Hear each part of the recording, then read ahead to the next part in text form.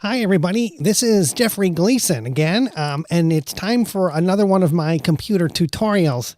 It's been a few years. In fact, it's been about 5 years since my last tutorial, and you may be wondering where I went. I've actually been studying a lot of tech things so that I keep up to date with the most latest and greatest in computer development and software. So I can bring you the most current information. So what I'm going to do today is, I'm going to pick up where we left off last time. Remember I told you how to work your computer clock? Well, now we're going to take it up a notch and we're going to talk about Garageband. Now, Garageband is really cool. I just discovered this. It's new in the Mac store.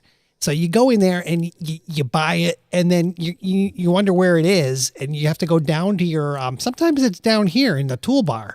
And you want to look for a guitar and with a little, it looks like I thought it was a calendar at first behind it, but it's really an amplifier for the guitar. And you click on this and it'll bring up this sort of like this menu box with different options. Now you're going to have several different choices to make here. And this is where I got really confused at first of what to do. But what you want to do is you want to click on one of these choices. This is an empty project. And what that means is you're basically starting from scratch. There's nothing, you don't have to work within the constraints of anything else. And you can create your own project that, let's say you don't know really where to start. Do I want to do keyboards? Do I want to do ringtone? Do I want to do any of these things? And I say, no, I don't understand what I want to do. So I go into empty project.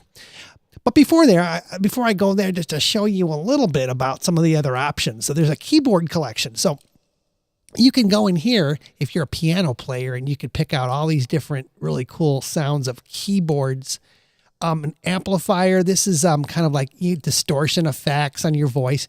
This one actually is pretty cool. And I decided I'm going to go into this. Let's do a little bit of voice. And you take it in here. Here's your narration vocal. It's going to default to this.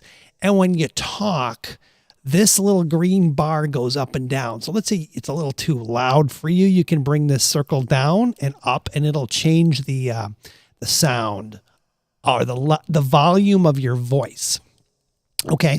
So boy, there's so much to talk about here and with so little time, but you can set all these settings down here, like the EQ. So, you could bring your voice up in the low range and the high range, and you can change it like that. So then let's say you want to record your voice. You click this red button. And then watch when I talk, it creates these pictures to show you the level of my voice. Isn't that really cool? Now, let's say you want to stop it and listen back to what I did. You push the little square button and you bring this all the way back and you start it from the beginning and then you hit play and then watch when I talk. See, it creates these pictures to show you the level of my voice.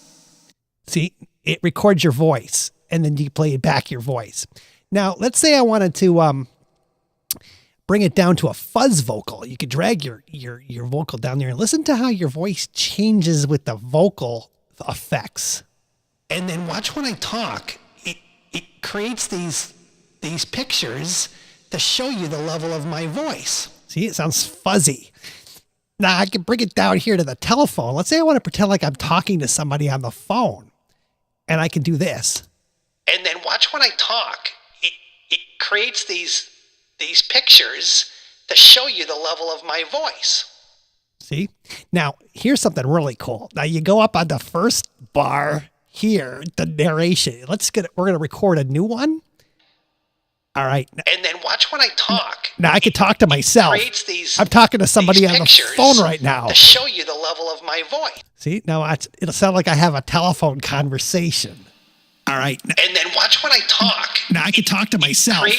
I'm talking to somebody on the phone right now. To show you the level of my voice. Yeah, isn't that cool? Now watch this. Let's get rid of the phone. Now, if you like a little science fiction. You could go down here and play and pretend like you're a robot. All right. And then watch when I talk. Now I can talk to myself. I'm talking to somebody on the phone right now. To show you the level of my voice. Isn't that really cool? So there you go. There's all you need to know about how to record your vocal. Now, here's a dance vocal. So like, let's say you don't know how to dance. You can actually, oh, wait a minute. Try one more thing here. Let's try one more thing. Helium vocal. So, you know, like when you go to a birthday party and they have lots of balloons there, and then you kind of like be a bad kid and you go off to the corner with a pair of scissors and you cut a little bit of hole in the balloon, and then you just kind of suck on the helium and talk, and you like freak people out at the party because they're like, how did you do that with your voice? And they don't know that you stole a balloon.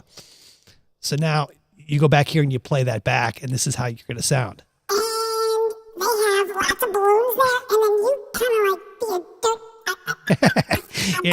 Yeah. Go off to the corner with a pair of scissors. Okay. So now let's go back to dancing now. If you didn't know how to dance, you can actually sound like you're dancing. And they have lots of balloons there, and then you kind of like be a dirt. Well, that's not exactly what I was trying to do, but you get the point here of all the different things you can do here with vocals. Okay. So we're going to do one more thing before there's so much to do, I don't even know what to do. Let's try this. We're going to go back into, one of the instruments, and we're going to make a song. Okay. Let's cancel that. Oh, I can't even get out of this thing. Hold on a minute. All right. Save it. All right. I'm saving my project in case I want to go back to it later. All right. Well, that's all the time we have now in this tutorial. Next time, check back. I'm going to teach you how to be a songwriter, which is kind of cool. But I don't like to go over 10 minutes on these videos because I pack a lot of information and I don't want to overwhelm anybody. But if you have any questions about this or anything else related to a computer, you can always email me here at the address here, and I will get back to you within 48 to 72 hours because I got a lot of stuff to do. So thanks for listening. Talk to you later. Bye.